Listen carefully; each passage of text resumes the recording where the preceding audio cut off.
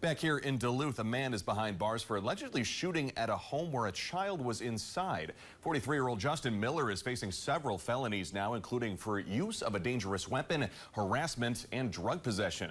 Police got a report of a drive-by shooting around 4:15 Sunday afternoon in the Lester Park area. Witnesses saying they saw a man fire a long gun out of the window of a pickup and into a home.